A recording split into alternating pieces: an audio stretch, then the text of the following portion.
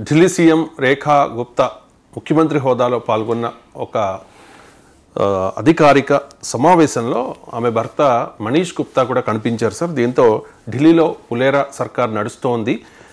Panchayat web సిరీస్లోని పులేరా గ్రామాన్ని పోల్చుతూ ఆప్ విమర్శలు చేస్తోన్న పరిస్థితి సార్. భారతీయ జనతా పార్టీ సమర్థించుకుంటోంది. ఆయన ముఖ్యమంత్రి భర్తగా కాదు, ఒక సామాజిక కార్యకర్తగా ఆ ప్రోగ్రాంలో పార్టిసిపేట్ చేశారు అని చెప్పేసి సార్ బీజేపీ సమర్థన మీద ఆ ఫోటో చూడండి, అర్థమవుతుంది. సార్ పక్కనే కూర్చుని మరి ముఖ్యమంత్రి పక్కన సామాజిక కార్యకర్తలు కూర్చొని సమీక్షించారు కదా. ఒకవేళ సమీక్ష అంటూ ఉంటే జనంలోకి ఉంటారు. ఢిల్లీ ముఖ్యమంత్రి సమీక్షించాల్సిన అవసరం ఇంకెవరు సామాజిక కార్యకర్త లేరా? సో ఆయన బీజేపీ నాయకుడు కాదా? కొన్ని సామాజిక కార్యకర్తలు రాజకీయాలకు అతీతం దూరంగా ఉన్నాడా? సో ఫండమెంటల్ పాయింట్ ఇక్కడ ఏంటి, నేను ఇప్పుడే కాదు, నేను ఎమ్మెల్సీ అయ్యాక చాలా స్థానిక సంస్థల మీటింగ్లకు కూడా వెళ్ళాల్సి వస్తుంది. అభివృద్ధి కారం వెళ్ళాను. మొదట్లో ఆశ్చర్యమైంది. ఇప్పుడు మన సర్పంచ్ రాధాకుమారి గారిని వేదికపైకి ఆహ్వానిస్తున్నాం అని ప్రకటిస్తాడు ఆ ఆఫీసరు మైక్లో. ఇక్కడికి వెళ్ళి రాధాకుమారి అంటే ఒక ఉమెన్ వస్తారు కదా మనం అనుకుంటాం, ఒక మగాయన వస్తుంటాడు. నాకు చాలాసార్లు ఆశ్చర్యమైంది. ఇప్పుడు మనకు లక్ష్మీప్రియ మన సర్పంచ్ గారిని వేదికపైకి రావాల్సిందిగా ఆహ్వానిస్తున్నామంటారు. అక్కడ లక్ష్మీప్రియ అంటే మనం ఏమనుకుంటాం, ఉమెన్ కదా అనుకుంటాం. ఓ మనిషి మగవాడు వస్తుంటాడు, ఏంటంటే భర్త. సో ఈ లక్ష్మీప్రియ ఎక్కడ ఉందంటే ఇంట్లో వంట చేస్తుంది. ఈ రాధాకుమార్ ఎక్కడుందంటే పిల్లలు రెడీ చేస్తారు స్కూలుకు. ఇక్కడ మీటింగ్లో మాత్రం భర్త అటెండ్ అయ్యాడు. అక్కడ ఉన్న ప్రజలు కావచ్చు, అధికారులు కావచ్చు, అందరూ దీన్ని కామన్గానే తీసుకుంటారు. సో ఆయననే భర్తే సర్పంచ్గా వ్యవహరిస్తుంటాడు. ఎందుకంటే ఎప్పుడైతే ఈ ఉమెన్ కోసం సీట్లు రిజర్వేషన్లు మొదలయ్యాయో, సో భార్య పేరు పెట్టి దీదీ బీబీ బీటీ సిండ్రోమ్ అంటారు. అంటే భార్య, చెల్లెలు, కూతురు, కోడలు కూడా. సో ఈ సిండ్రోమ్ అనేది పెరిగింది. సో తమ అధికారం తమను దాటిపోకుండా తమ ఇంట్లో ఉన్న ఆడవాళ్ళని పెట్టి వీళ్ళ అధికారాన్ని చెలాయిస్తూ ఉంటారు. సో మీకు ఆన్లైన్లో వెబ్ సిరీస్ కూడా పంచాయత్ అని అలా ఫులేరా అనే గ్రామం, అందుకే ఆమ్ ఆద్మీ పార్టీ ఫులేరా గ్రామంతో పోల్చింది. నెట్ఫ్లిక్స్ అనుకుంటాను, subject correction.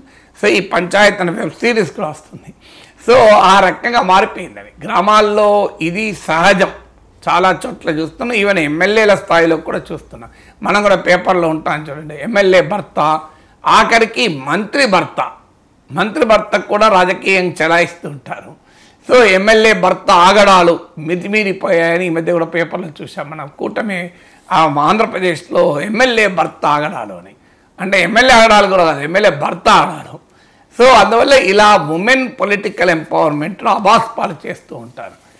Bharatiya Janata party మహిళా రిజర్వేషన్ బిల్లును తెచ్చి మహిళల రాజకీయ సాధికారికత మేమే సాధించామని చెప్పుకునే పార్టీ కదా. ఇది ముఖ్యమంత్రి స్థాయిలో చూసే వరకు ప్రజలకు ఆశ్చర్యమైపోయింది.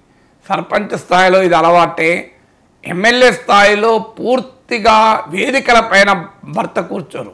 భర్త కూర్చున్నా భార్య కూడా కూర్చుంటుంది. ఒకవేళ భర్త కూడా వేదిక ఎక్కినా ఎమ్మెల్యే ఎక్కకుండా ఉండదు. గ్రామ స్థాయిలోనైతే అసలు సర్పంచ్ కనబడరు, వీళ్ళే కూర్చుంటారు. అలాంటి ఉదాహరణలు కూడా ఉన్నాయి. అందువల్ల ఇది కానీ ఒక సీఎం స్థాయిలో జరగడం ఆశ్చర్యం. గ్రాస్ రూట్ స్థాయిలో జరుగుతోంది, దాన్ని సవరించాలి, దానిపైన పోరాడాలి, సమయం పడుతుంది అది. ఎందుకంటే మీరు రాజకీయాల్లో చూస్తే అన్ని రకాల మహిళలు ఉన్నారు. అంటే భర్త వల్ల అధికారంలోకి వచ్చినా తర్వాత తమకంటూ ఒక స్థానం సంపాదించుకున్న మహిళలు ఉన్నారు, స్థానం సంపాదించుకోని మహిళలు కూడా ఉన్నారు. రాబ్రీ దేవి ఒక ఉదాహరణ. లాలూ ప్రసాద్ జైల్లో పడితే సీఎం అయ్యారు, కానీ ఆమె పాలిటిక్స్లో ఒక ముద్ర వేయలేకపోయారు. సోనియా గాంధీ రాజీవ్ గాంధీ సతీమణిగా రాజకీయాల్లో ఎంటర్ అయ్యారు, కానీ తనకంటూ ఒక పొలిటికల్ ప్లేస్ సంపాదించుకున్నారు.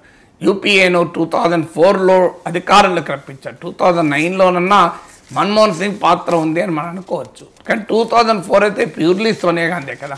వాజ్పేయి నాయకత్వంలోని షైనింగ్ ఇండియా అని క్యాంపెయిన్ నడిపిన ఎన్డీఏను ఓడించి గెలిచారు, మామూలు విషయం కాదు. సో సోనియా గాంధీని ఒక పొలిటికల్ పర్సనాలిటీగా ఎమర్జ్ అయ్యారు. నెహ్రూ కూతురుగా ఇందిరాగాంధీ రాజకీయాల్లో అడుగుపెట్టిన తర్వాత నెహ్రూనే ఇందిరాగాంధీ తండ్రి అనే స్థాయికి వచ్చారు. సో ఇలా అంటే భర్త వల్ల తండ్రి వల్ల రాజకీయాలకు వచ్చిన తమకంటూ ముద్ర వేసుకున్న మహిళా నాయకురాలు ఉన్నారు. అసలు భర్తతో సంబంధం లేకుండా రాజకీయాల్లో అసలు ఫ్యామిలీయే లేదు. ఇప్పుడు మమతా బెనర్జీ ఉంది, నాకు ఫ్యామిలీయే లేదు కదా అన్నారు. సో అలాంటి వాళ్ళు కూడా రాజకీయాల్లో ఉన్నారు.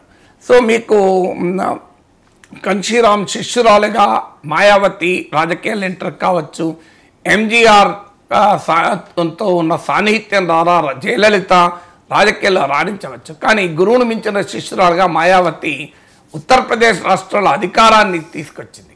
కోర్స్ కన్షీరామ్ స్ఫూర్తి ఉంది. ఎంజి రామచంద్రన్ మిత్రురాలుగా భార్య జానకి రామచంద్రన్ ఫస్ట్ ఏడీఎంకే నాయకురాలు అయ్యారు. కానీ ఆమె నడపలేకపోయారు. ఆమె తర్వాత రాజీనామా చేశారు. ఏడీఎంకేకు జయలలిత నాయకత్వం. కానీ ఇవాళ జయలలిత నాయకత్వంలో అమ్మ నాయకత్వంలో ఏడీఎంకే అంటారు, కానీ ఎంజీఆర్ పేరు ఎవరు తలుసుకోరు. సో ఆ స్థాయిలో ముద్ర వేసిన నాయకులు ఉన్నారు. రాజకీయాల్లో సమాంతరంగా వచ్చి రాణించినటువంటి నాయకులు ఉన్నారు. అంటే భర్తలతో పాటు ఇప్పుడు మీకు సుష్మా స్వరాజ్ హస్బెండ్ కూడా ఐ థింక్ పాలిటిక్స్లో ఉన్నట్టున్నాడు, కానీ ఆయనంత పాపులర్ కాదు. మనకు సుష్మా స్వరాజ్ పాపులర్, కానీ ఆమె రాజకీయాల్లో భర్త వల్ల పాపులర్ కాలేదు, తన సశక్తి వల్ల పాపులర్ అయ్యారు. రాజకీయాల వల్లనే భార్యాభర్తలైన వాళ్ళు ఉన్నారు. బృందా కరత్ సిపిఎం నాయకులు ఉన్నారు. ప్రకాష్ కరత్, బృందా కరత్ వామపక్ష విద్యార్థి రాజకీయాల్లో కలిసి తర్వాత భార్యాభర్తలయ్యారు. ఇలా రకరకాల ఉమెన్ పొలిటీషియన్స్ ఉన్నారు. అది ప్రాసెస్లో ఎవాల్వ్ అవుతుంటుంది. ఎందుకంటే ఎస్సీ ఎస్టీలకు రిజర్వేషన్లు ఇచ్చినప్పుడు కూడా మొదట్లో భూస్వాములు తమ పాలర్లనే అభ్యర్థులుగా పెట్టి గెలిపించారు.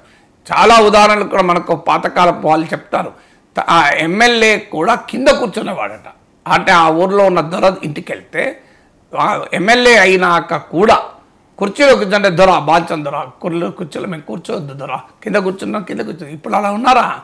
ఇప్పుడు ఇంపాసిబుల్. అలా ఊహించుకొని కూడా ఊహించుకోలేము. అంటే పాలేర్లను ఎమ్మెల్యేలు చేస్తే పాలేర్లు తమ దొరల ముందట భూస్థానంలో ముందట నిలబడే ఉండేవాళ్ళు, లేదా కింద కూర్చునేవాళ్ళు, నేల మీద కూర్చునేవాళ్ళు. ఆ స్థాయిలో రాజకీయాలు ఉండేవి. కానీ అవి మారిపోయాయి కదా. ఇది కూడా మారుతాయి, సమయం పడుతుంది. కానీ గ్రామ స్థాయిలో ఉండడము సమయం పడుతుందని మనం సముదాయించుకోవచ్చు. కానీ ముఖ్యమంత్రి స్థాయిలో ఢిల్లీలో అది కూడా భారతీయ జనతా పార్టీ నాయకురాలు, అది కూడా ఆమె కూడా రాజకీయ బ్యాక్గ్రౌండ్ ఉన్నది. రాజకీయ బ్యాక్గ్రౌండ్ లేని పర్సన్ కాదు. రేఖా గుప్తా కూడా ఢిల్లీ యూనివర్సిటీ విద్యార్థి సంఘ నాయకురాలుగా పనిచేశారు, ఏబీవీపీ లీడర్గా. She herself is a politician, political activist. రాజకీయ యాక్టర్లతో సంబంధం లేని వాళ్ళు పదవులు వచ్చాయనుకోండి, భర్తలు డామినేట్ చేసిన సందర్భాలు ఉన్నాయి. అంటే ఆమె రాజకీయాల్లో విద్యార్థి దశ నుంచే ఉన్నారు. ఆ పెళ్లి కాకముందు నుంచి కూడా రాజకీయాలతో పరిచయం ఉన్న ఆ వ్యక్తి. సో ఆ బ్యాక్గ్రౌండ్ నుంచి వచ్చారు. ఆమె ఢిల్లీ యూనివర్సిటీ స్టూడెంట్స్ యూనియన్ ప్రెసిడెంట్గా, స్టూడెంట్ జనరల్ సెక్రటరీగానే ఇది చేసినట్టున్నారు.